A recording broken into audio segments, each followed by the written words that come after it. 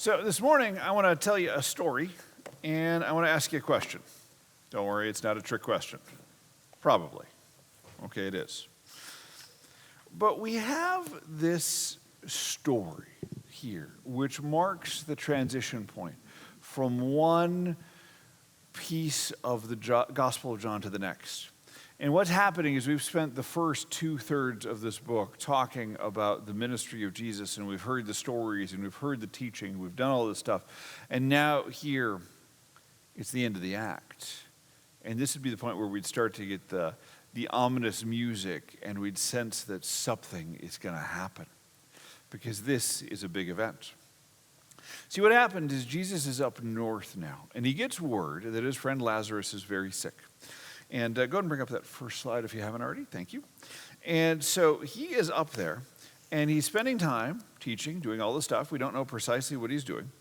But then he hears Lazarus is sick. And so everybody's kind of like, are we going to go? Are we not going to go? What are we going to do with this? And so Jesus kind of goes back and forth with the disciples, and he's like, look, he's asleep, and we're going to have to go and wake him. And everybody's like, oh, good. Well, if he's asleep, he'll heal up, because you got to get rest and plenty of fluids when you're sick. Everybody knows that. And then go ahead and throw the next slide up. And Jesus is like, no, Lazarus is dead. And for your sake, I'm glad I wasn't there so that you can believe. But let us go to him. And what he's saying is saying, look, Lazarus is dead. And we are going to go do something amazing. Now, this is where there's a funny little discourse in the story. What I love is Thomas. And everybody always gives Thomas a bad rap. You get the name Doubting Thomas, and you think about Thomas after the resurrection, and you're like, oh yeah, he's the guy who said, I'm not going to believe until I put my hands and touch Jesus' wounds and know that he's actually alive. Human reaction. So what's happening here is the disciples are saying, Jesus, we can go back down there to Bethany, but you do remember they were trying to kill you there. And Jesus is like, yeah, I know. And Thomas is like, okay, fine, we're going to go, fine. I'll go too, and let's go die with him. And here's Thomas. He's like, he's the guy who gets rapped for doubting, but he's the one that is ready to go die with Jesus. And it is a reminder that as you're reading through the story of Jesus, all these other characters, you can see their highs and their lows. None of them is perfect, and none of them is irredeemable. And if we're honest with ourselves, we see ourselves in each and every one of them. So, Jesus goes down, and he sees Mary and Martha, his friends, people he knows. And Mary and Martha are like, Lord, if you had been here, my brother would not have died. Yet even now, I know that God will do anything you ask. And there's a little bit of that anger and hope all wrapped up in the same time. Mary and Martha are trying to process this and trying to understand what happened, and they're angry and they're frustrated, and it's all of the above. And so they're saying, we don't get this, and we don't understand it, and we're angry and we're sad, and at the same time we trust you and we hope something good comes out of this. And Jesus says, your brother will live again. And Martha says, I know he will be raised to new life on the last day when all the dead are raised. Referring to this Jewish belief at the time that at the end, everybody gets raised from the dead and judged. And Jesus says, no. I am the one who raises the dead to life. Everybody who has faith in me will live, even if they die.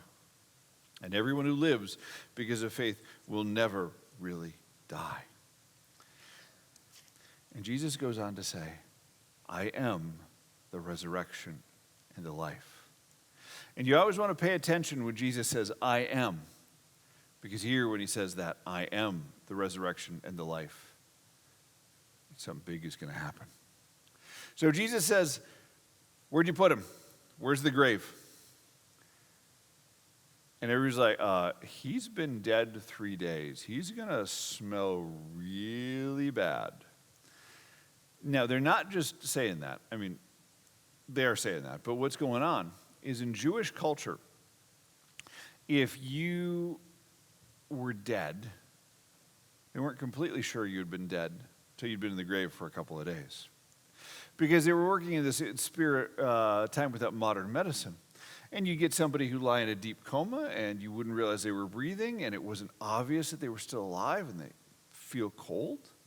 So you could mistake somebody for dead. So the thing was, is if somebody's dead 3 or 4 days, they're dead. And so Jesus goes to the grave.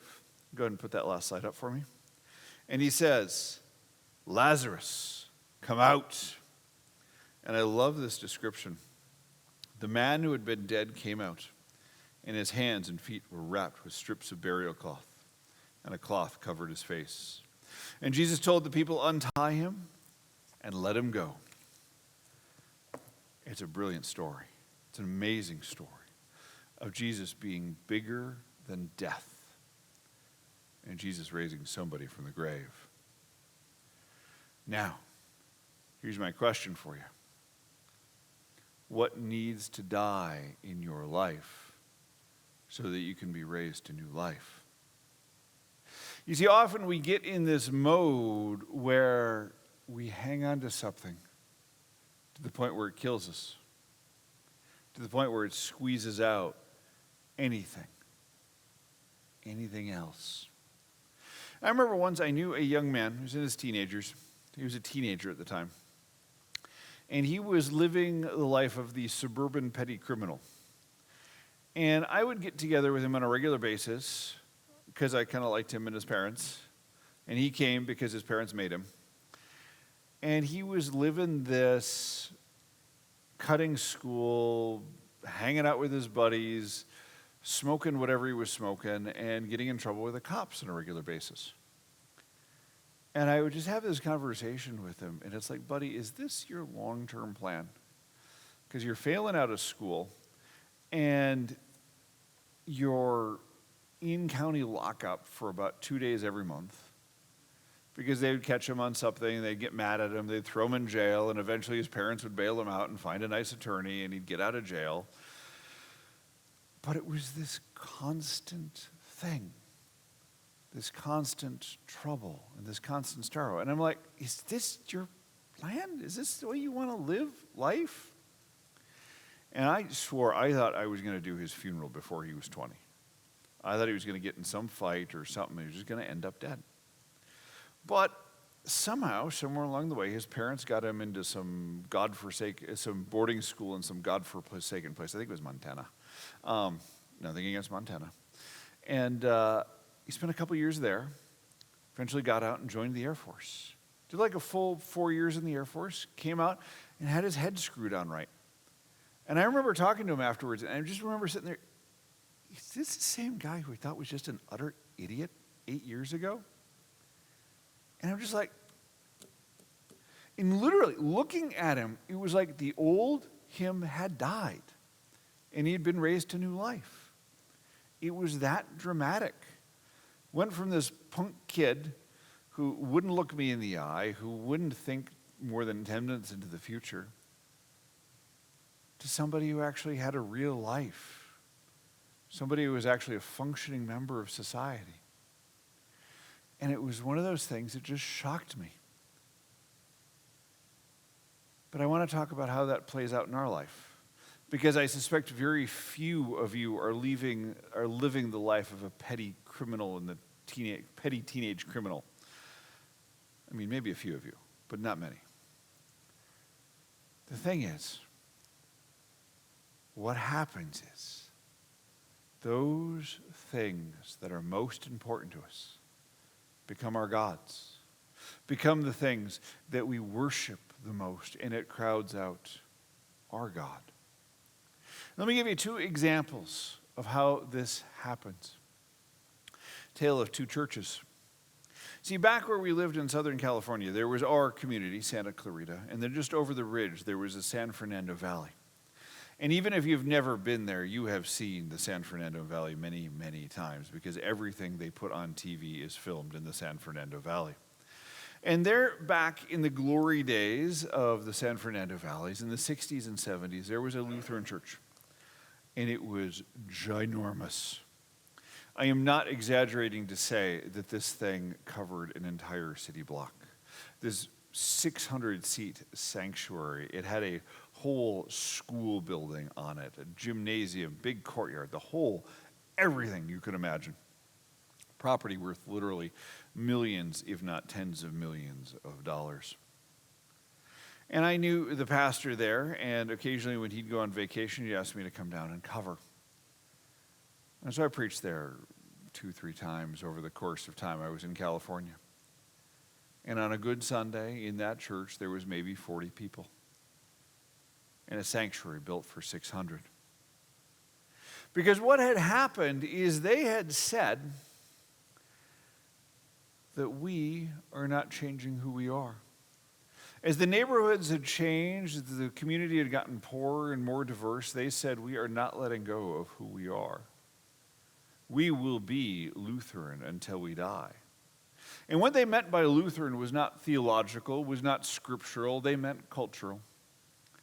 And they said, we will continue to using the same language, the same strategies, the same things that worked in the 60s and the 70s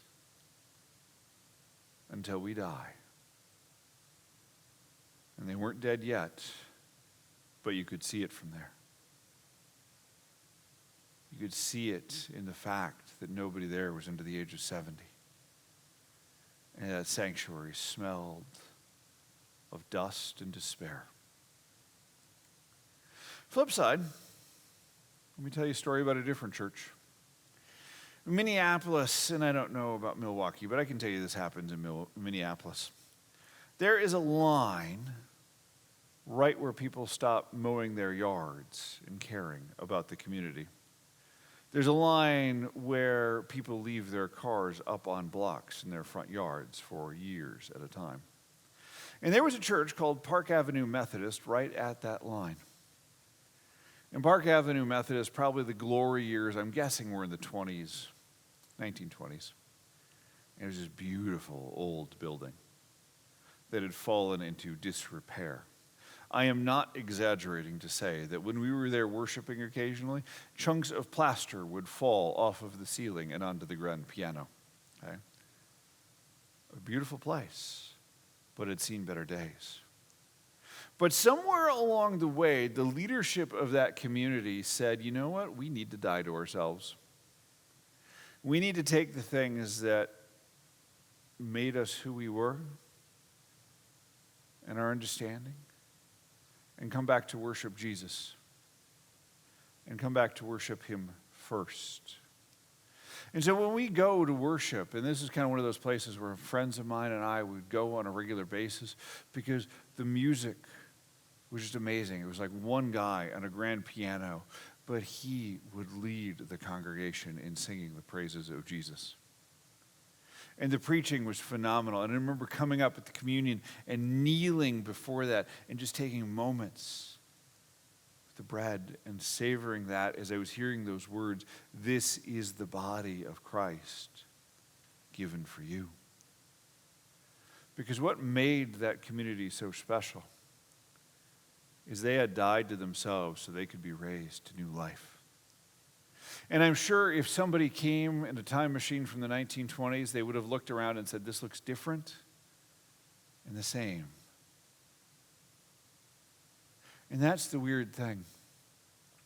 In 1 Corinthians 15, it talks about how Jesus was raised as the firstfruits of the resurrection.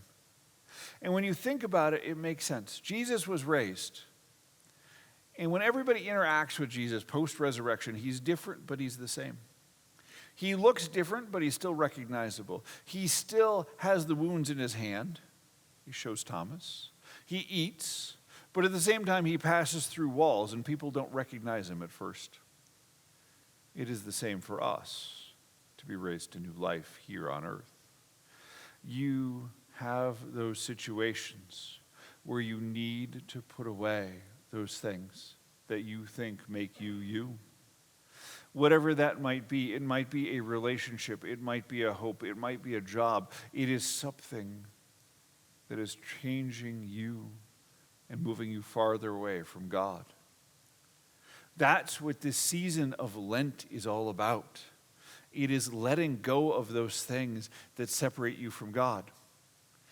Every pastor I have ever known always has this love-hate thing with people giving up stuff for Lent. You always get this, pastor, I'm giving up chocolate for Lent. Well, why? Because I want to lose 5 pounds. Oh. Lent is not your diet plan, okay? It is a chance to understand who you are and understand what separates you from God. And if you are so consumed by chocolate that you can't focus on God, and if you're so hung up on that, then yeah, give it up for Lent. But ask yourself, what is it? Is it pursuing some latest fashion or fad? Is it the latest outrage that you're on social media? Is it being consumed by what? And now is the time when we let go of those things in the hope of new life, in the certainty of new life. Let me share this with you. If you were here on Ash Wednesday, you heard this, but I want to go over it again. We're doing something different for Lent this year. We have a table out there, a little bunch of these purple squares. These purple squares are not related to my favorite football team. It is because it is the season of Lent, and purple is the traditional color for Lent. But what we're doing is during these days of Lent, we're saying, write down the name of somebody who you love, who you care about, who doesn't know Jesus. Somebody who needs to be raised to new life. And what we're going to do is we're going to pray over those names. You don't want to write full name, that's fine, just write down initials. But write down whoever that is that matters to you, that needs to know Jesus. Because what we'll do is we will pray over them here on Sunday mornings. We will pray over them with the prayer meetings on Wednesday mornings. We will pray for these people that they might come to know Jesus and, like Lazarus, be raised from the dead. And I want you to think about this. We don't just pray for these people because we want bigger numbers at our church. We pray for them because we love them. We care about them. They matter to God and they should matter to us. Let me tell you the story of one person whose initials are in this basket. It was somebody who gone through confirmation.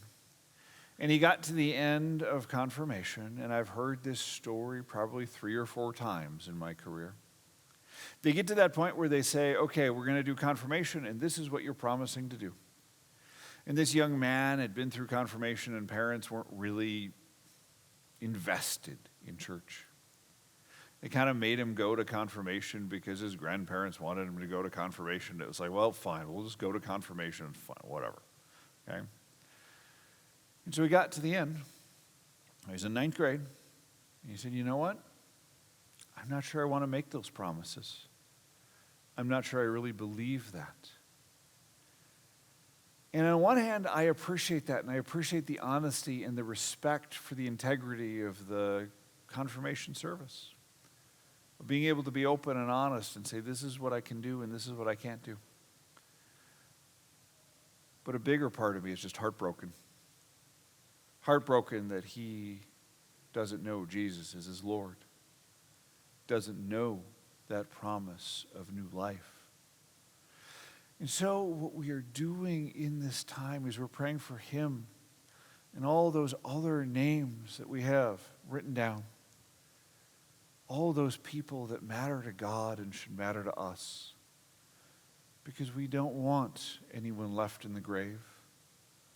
We want to know that Jesus is Lord, now and forever. And on that last day, every knee shall bow at his name. Amen.